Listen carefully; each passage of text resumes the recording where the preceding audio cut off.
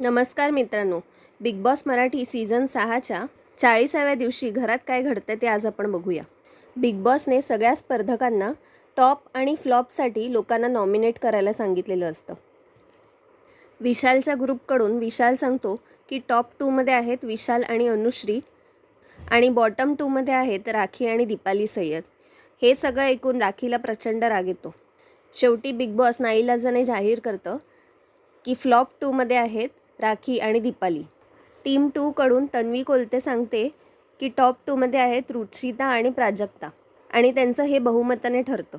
आणि बहुमताने फ्लॉप 2मध्ये येतात तन्वी कोलते आणि सागर कारंडे. हे तन्वी स्वतःच्याच तोंडाने सांगते बरं का.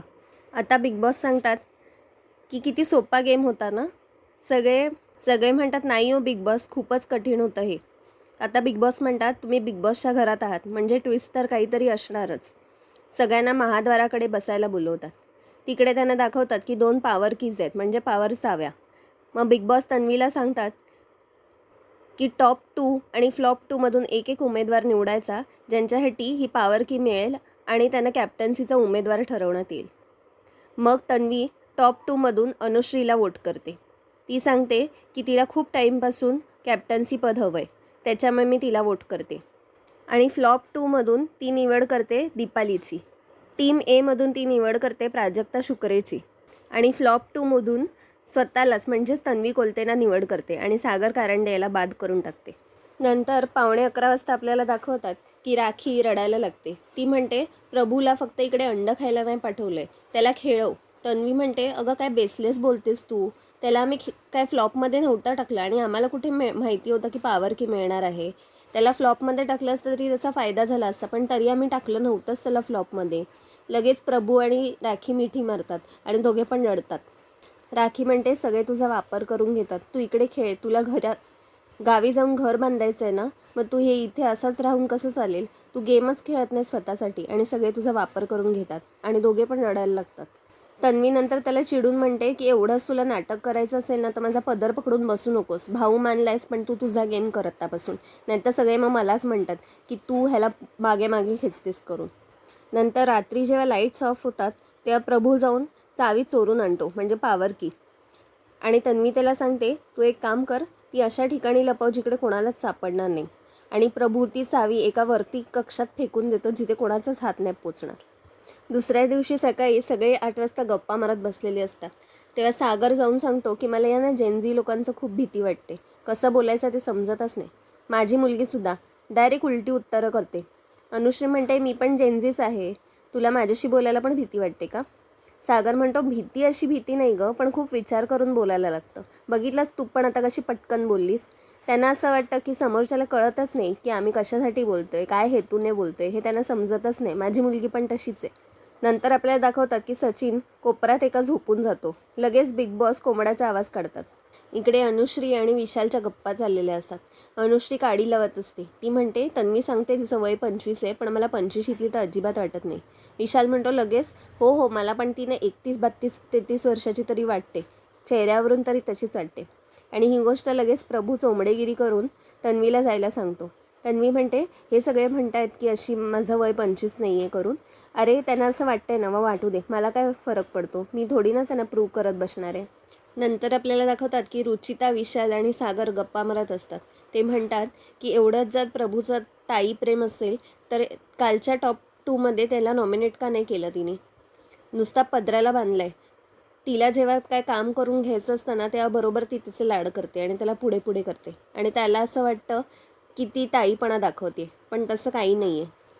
सागर म्हणतो शेवटी भरडला तोच जातो, बिचाऱ्याला काही वाव देत नाहीत कुठेच. तन्वी नंतर आडून बोलत असते की अनुश्री असं सगळं तोंडावर गोडगोड बोलते आणि मागे आपली मिमिक्री करते. दीपाली म्हणते हो ते तर बरोबरच आहे. रुचिता म्हणते इकडे तन्वी कोणासमोर गोडगोड बोलते पण हे पुढचं कवरच नाही करत काहीच. हे ऐकून अनुश्री लगेच किकी करून हसते. राखी राकेशला म्हणते की तुला माझ्या प्रत्येक गोष्टीचा ड्रामाच कसा वाटतो. राकेश म्हणतो काल तू ते रडत होतीस ना प्रभूला दाखवून, ते तर मला खोटंच वाटत होतं, खूप ड्रामा करतेस तू. आता अनुश्री सगळ्यांना टेबलवर गोळा करते आणि सांगते की गोड खाल्ल्यानं सगळ्यांनी आपण एक काम करूया, सगळ्यांना झोपण्याची ॲक्टिंग करूया, म्हणजे बिग बॉस कोंबडा हरवतील आणि तन्वी लगेच ताट वाजवायला येईल. मग सगळे झोपण्याची नाटक करतात. राकेश लगेच तन्वीला जाऊन सांगतो, हे बघ सगळे झोपले आहेत, जा त्यांना उठव. तन्वी जाते आणि ताट वाजवायला चालू करते आणि सगळे मग लगेच उठतात आणि नाचायला लागतात. फार गमतीशीर दाखवलं आहे. संध्याकाळी बिग बॉस एक टास्क देतात. टास्कचा संचालक सागर आणि सचिन असतात. तन्वी हा टास्कचा डिटेल सगळ्यांना वाचून दाखवते. टास्क करण्यासाठी टीम ए आधी बेडरूममध्ये बसायला सांगते आणि टीम बीला गार्डन एरियामध्ये यायला सांगतात. टास्क कंप्लीट करण्यासाठी बोर्डवरती सर्वात जास्त कमी वेळात कोण टाईल्स ओळखून दाखवेल हा टास्क असतो. टीम ए कोडी सोडवण्याचा गेम पूर्ण करतो आणि नंतर टीम बीची वेळ येते. नंतर सागर आणि सचिन निकाल जाहीर करतात. टीम बीने हा टास्क कंप्लीट केला होता 8 मिनिटं 45 सेकंडमध्ये आणि टीम एने हा टास्क 1 मिनिटं 45 सेकंडमध्ये पूर्ण केला आहे. म्हणजेच टीम ए विजेता असते, कारण त्यांनी 8 मिनिटाने हा टास्क जिंकलेला असतो.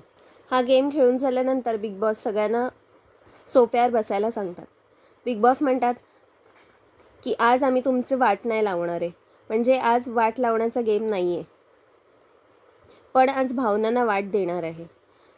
रोजच्या धकाधकीच्या आयुष्यात आपल्याला बरीच कामं राहून जातात. या अशा आयुष्यामुळे आपल्याला बऱ्याचदा आपल्या जवळच्या व्यक्तीकडे भावना व्यक्त करता येत नाहीत. मग बिग बॉस सांगतं, तुमच्या भावना व्यक्त करण्यासाठी मी कोणाचंही नाव घेणार नाही, पण कोणीही आता आतमध्ये येऊ शकता आणि आपल्या भावना व्यक्त करू शकता. आपल्याला दाखवतात की राखी सावंत पहिल्या त्या खोलीत येते.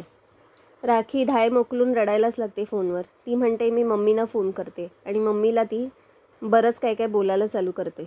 सागरला दुःख अनावर होतं. तो दुसऱ्या ठिकाणी जाऊन बसतो. पण हे सगळं चालू असताना सगळ्यांचे चेहरे पडलेले असतात, पण अनुश्री मात्र खिखिखी करून हसायला लागते. तिच्या लक्षात येतं की हे असं करणं बरोबर नाही.